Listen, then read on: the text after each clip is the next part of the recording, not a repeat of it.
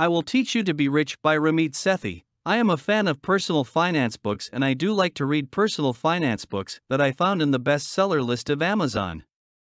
This time, the list brought me the book, I Will Teach You to Be Rich, 2nd edition, No Guilt. No excuses. No BS.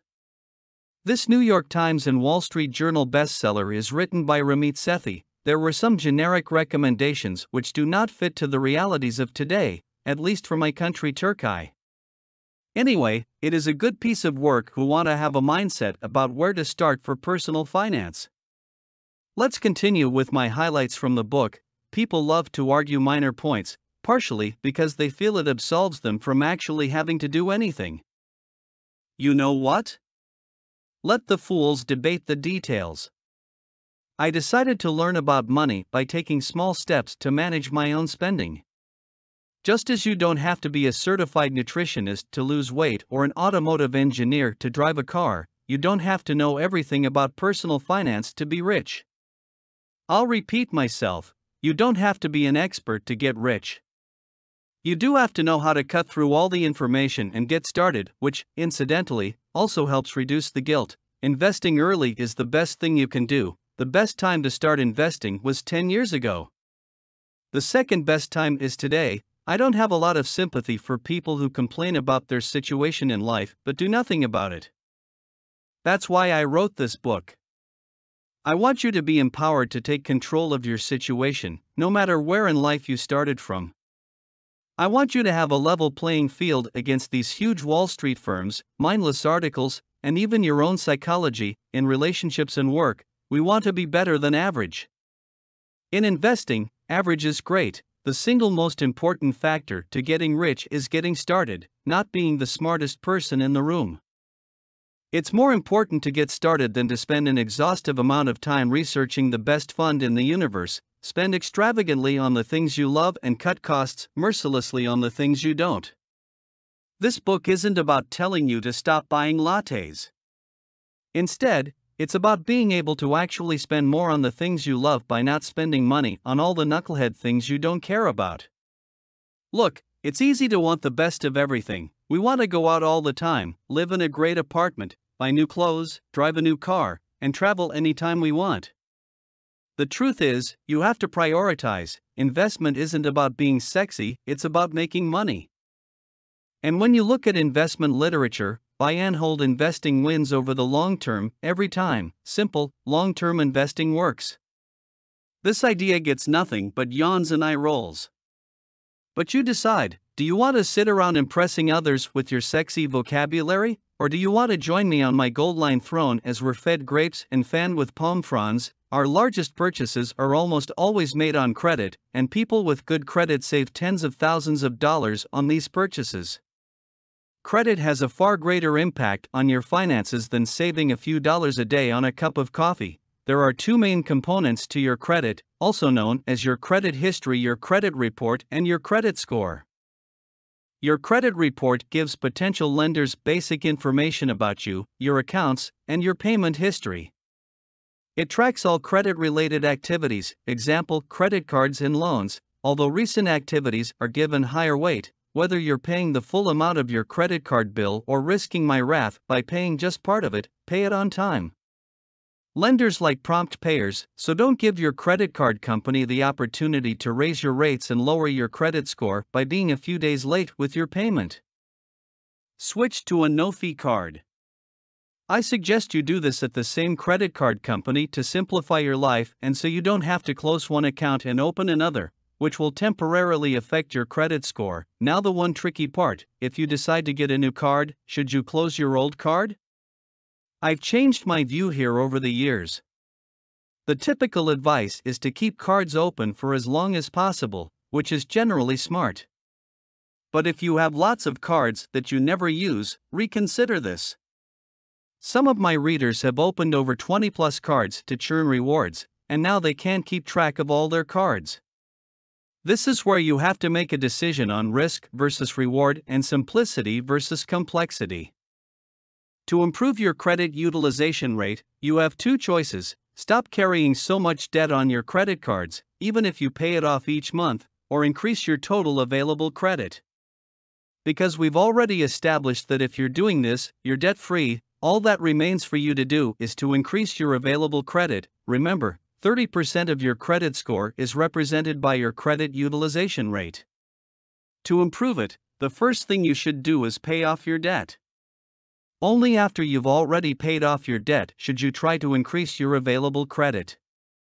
Sorry to repeat myself, but this is important: reducing spending and prioritizing debt. The most sustainable way to pay off credit card debt is also the least sexy. Unlike balance transfers or hellic borrowing, it's not very exciting to tell people you decided to spend less on other things so you could pay off your debt. But it works. Conscious spending is not about simply cutting your spending on various things. It's about making your own decisions about what's important enough to spend a lot on and what's not, rather than blindly spending on everything. If you want to know how to use money to live a happier life, Willens et al. Told the New York Times that people who spent money to buy themselves time, such as by outsourcing disliked tasks, reported greater overall life satisfaction. A conscious spending plan involves 4 major buckets where your money will go: fixed costs, investments, savings, and guilt-free spending money. Remember, the more aggressively you save now, the more you'll have later. Rather than dreaming about running 3 times a week, actually run once a week. Habits don't change overnight, and if they do, chances are they won't be sustainable. Build the habit first. Systematize it later. Remember that getting a raise is not about you. It's about you demonstrating your value to your employer. You can't tell them you need more money because your expenses are higher. Nobody cares.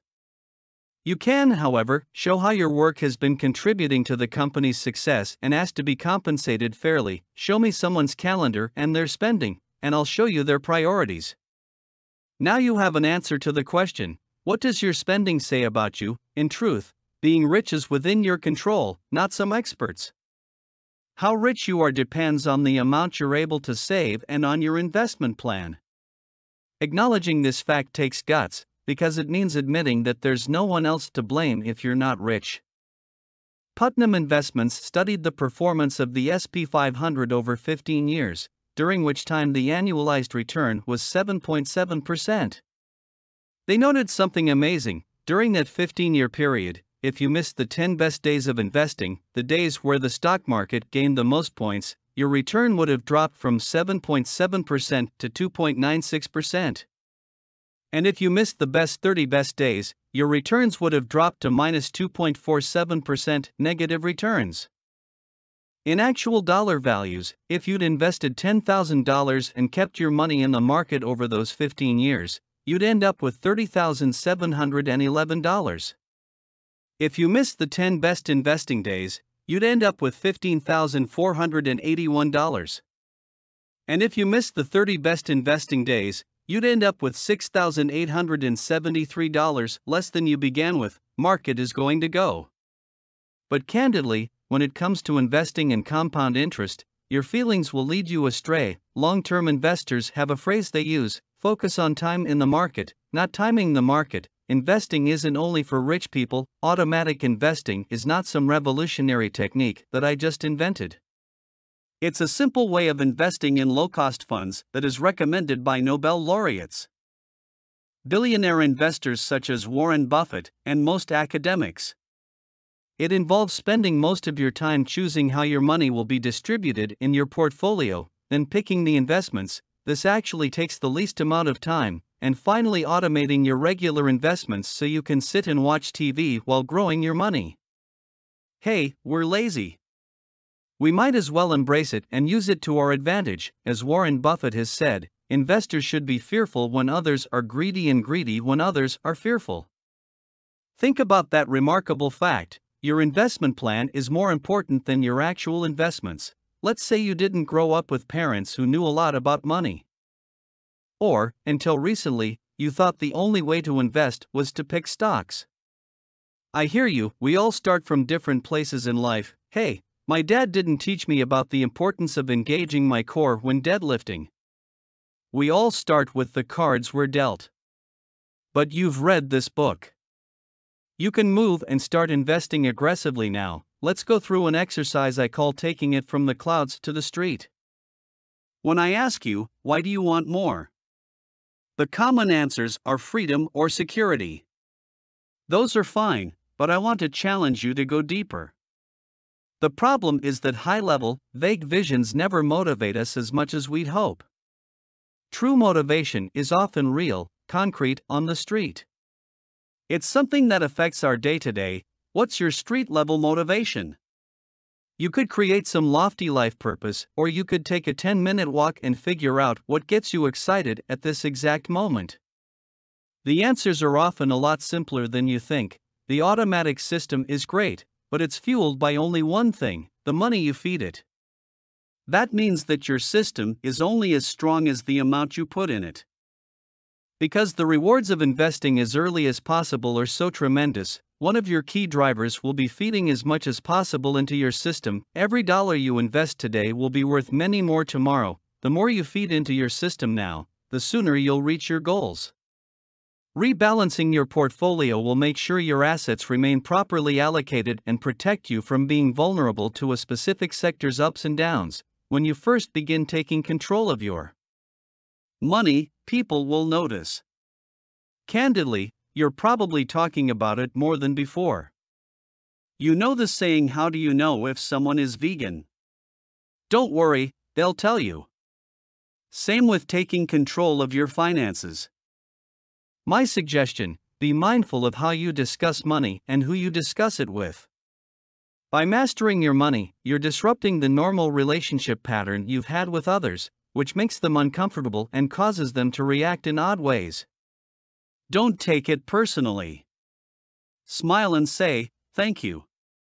As the people around you get more comfortable with the new you, the comments will gradually fade away. LOL, I can't believe you still believe in index investing. That's cute. It's so obvious that Apple is going to the moon. Or is it Tesla? Or Bitcoin?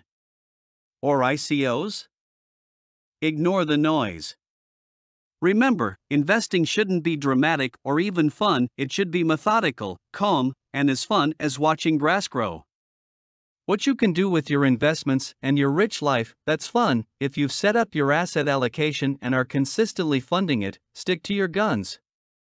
You're investing for the long term, and when you look back, day-to-day changes will seem like minor blips, which they are. Everyone has an angle, but there are no tricks or hacks to long-term personal finance.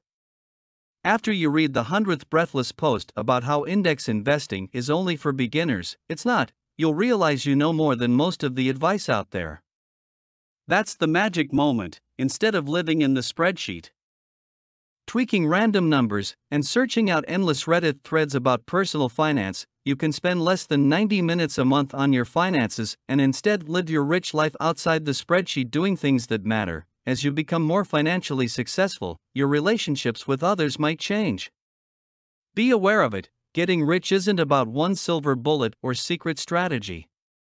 It happens through regular, boring, disciplined action. Most people see only the results of all this action, a winnable moment or an article in the press. But it's the behind-the-scenes work that really makes you rich.